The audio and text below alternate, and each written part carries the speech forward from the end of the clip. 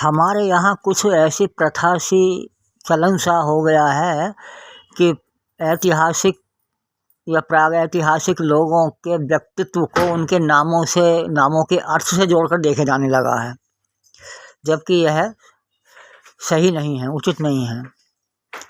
समाज में भ्रम है कि रावण की बहन शूर्पणखा का यह नाम इसलिए था क्योंकि उसके नख यानी नाखून सूप यानी छाछ के समान थे।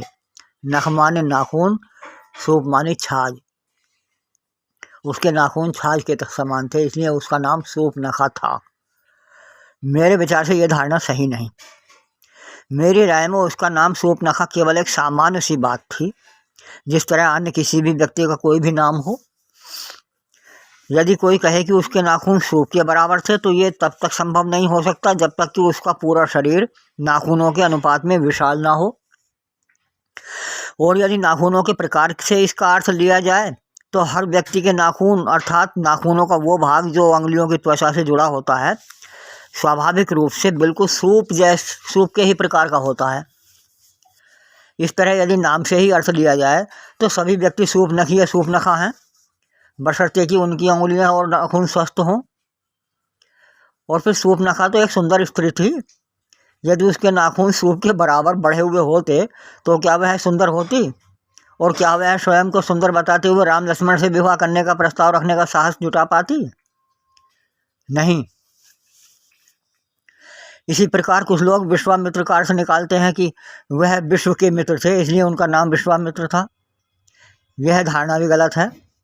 प्रथम तो विश्वामित्र का संधि विच्छेद यदि किया जाए तो विश्व प्लस अमित्र होता है, जिसका अर्थ है विश्व का अमित्र, अर्थात जो विश्व का मित्र नहीं। इस प्रकार यह तो अर्थ ही बिल्कुल विपरीत है। हालांकि कुछ लोग इसके विपरीत तर्क दे सकते हैं कि वो विश्व मित्र के मुख सुख की वजह से विश्वामित्र हो गया है। बोलने में विश्वामित्र में इतना मुख सुख नहीं है जितना विश्वामित्र में है, और उसका अपभ्रंश हो गया है विश्वामित्र।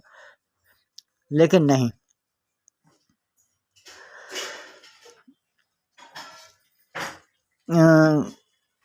यह धारणा इसलिए भी गलत लगती है विश्वामित्र विश्व के मित्र थे क्योंकि क्या उस समय केवल विश्वामित्र ही थे जो विश्व के मित्र थे?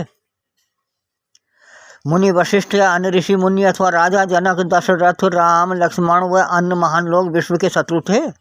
नहीं। अतः सभी तरह से उक्त धारणा गलत सिद्ध होती है।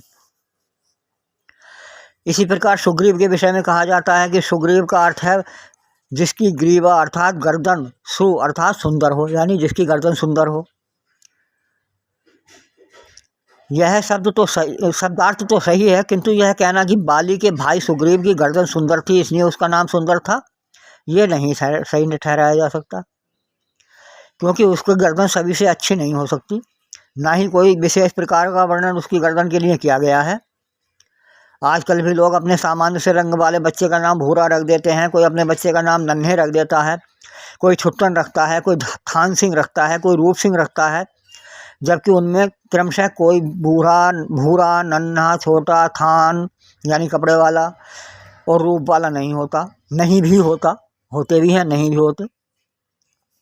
आवश्यक नहीं कि मुरारी लाल मुरारी का ही लाल हो, शिवलाल शिव का ही लाल हो, तेज प्रताप कोई प्रतापी पुरुष हो। अतः ऐतिहासिक व्यक्तियों के नाम का भी अर्थ यह सिद्ध नहीं करता कि अनिवार्य रूप से वे लोग अपने नाम के अनुरूप ही रहे हों। ऐसा कुछ नहीं है। सामान्यतया कोई भी कुछ भी नाम रख सकता है।